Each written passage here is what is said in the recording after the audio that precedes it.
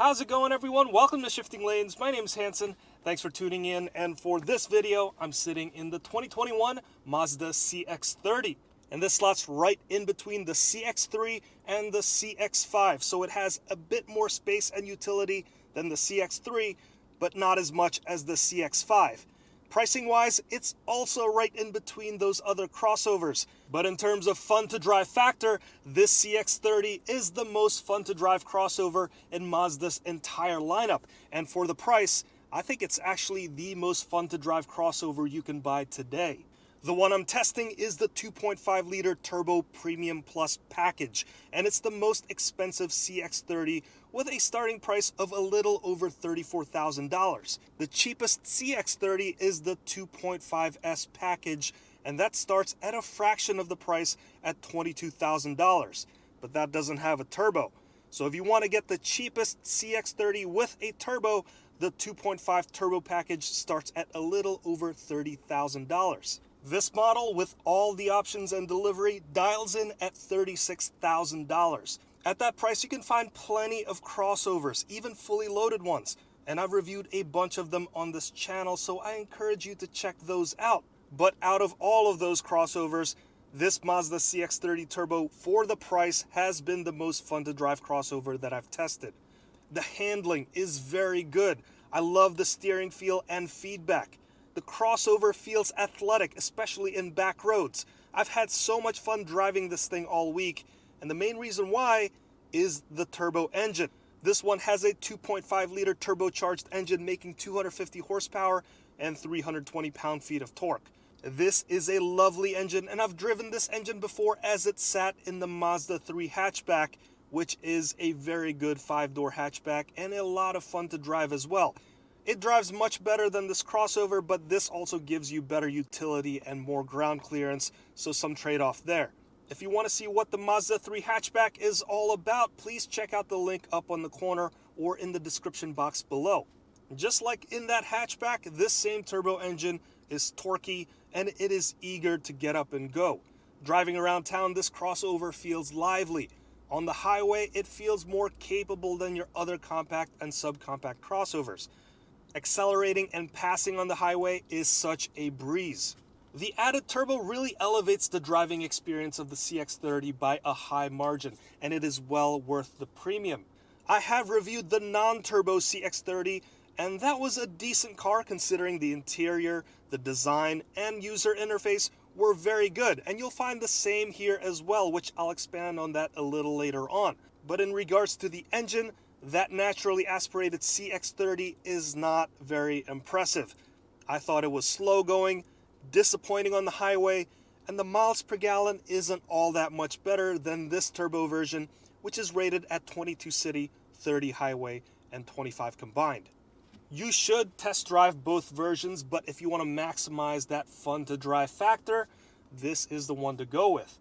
Now, design-wise, the CX-30 is one of the best looking non-luxury subcompact crossovers on the market. The interior looks upscale and it really feels like you're in a more premium car. I love the dash panel design of the new Mazdas, and you'll see this across their entire lineup, especially those models with the updated infotainment system. Everything looks much more minimalist and simple, almost like a concept car. And there's just the right amount of chrome trim to emphasize the design lines without looking too gaudy. I also love this new steering wheel design. The slim spokes remind me of old classic car steering wheels. This is very comfortable to hold, and it has paddle shifters as well. And this being a Premium Plus model, it also has heated steering wheel. Just know that the steering wheel is only partially heated, and that's only on the important left and right sides. Now, moving on to the transmission tunnel, you'll find some cup holders up here, and that's a good place to put it because it won't bother with your shifting action. To the left, you'll find your sport mode toggle. This makes the CX-30 just a tad more lively. The engine will maintain a lower gear for you, and the throttle response also feels more sharp. And then back here, you'll find your infotainment controls. Moving the controls down to the transmission tunnel as opposed to up here in more traditional cars makes the dash look uncluttered. I also like the controls here because it feels more ergonomic, and once you're used to it, you'll know where all the buttons are without having to glance at it. The volume dial is located down here, which will take some time to get used to, considering it's usually up on the dash. And I also like that there's a favorites list, and this will combine all of your favorite radio stations, destinations, and also your favorite contacts. As for controlling this infotainment screen, you'll have to use this rotary dial. This isn't a touchscreen, by the way. But personally, I don't care too much for a touchscreen because in a car, it can be quite distracting. Now, having a dial here makes navigating the menu system a breeze because everything is presented in a simple list that you toggle through by turning this dial. And because it's not a touchscreen, the screen can be placed further away and more within your line of sight, so you can quickly glance at it without taking your attention off the road. Now, the only downside of this design is considering that this has Apple CarPlay and Android Auto, which are touchscreen based systems. You just have to rotate this dial to toggle through all the different apps. It's a very minor inconvenience, and once you're used to it, you may find that it's not at all a problem.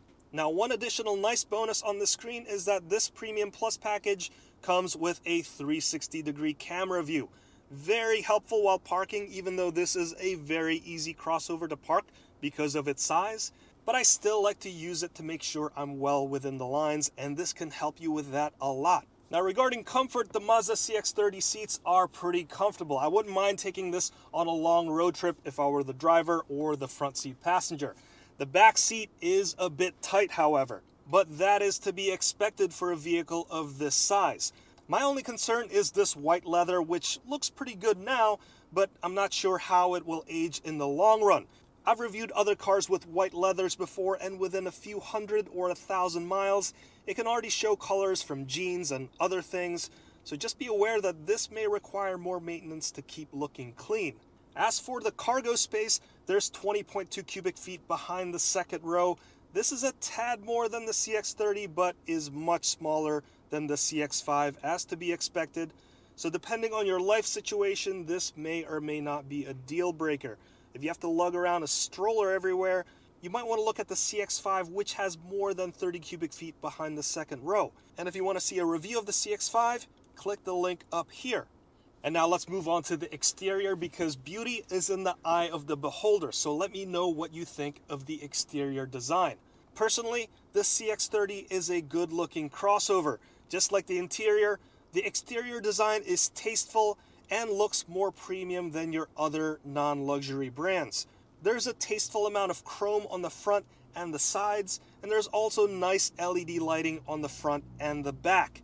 And since this is a Premium Plus model, it comes with the adaptive front lighting system, so that when you're moving forward and turning the wheel, the light will actually bend with you. So that's a nice bonus, and it makes driving at night just a bit more safe. And lastly, this CX-30 is painted in the Soul Red Crystal Metallic Red, which is a $600 premium paint. You'll have to see this color in person because it's quite beautiful.